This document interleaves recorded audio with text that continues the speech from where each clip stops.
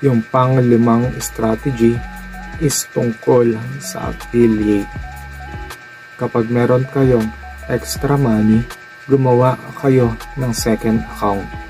Gamitin nyo yung referral code ng first account nyo para may 7% commission na kayo sa second account. Meron pa kayong 3% commission sa first account. Tapos gamitin nyo yung mga ID at email ng mga kapatid nyo o kaya ng magulang nyo. Yun lang. Tapos ulitin ko lang, kung sino yung first 5 or unang 5 taong gagamit ng referral code ko, is bibigyan ko ng 20 pesos GCash load. Makikita nyo yung referral code ko sa description ng video ito.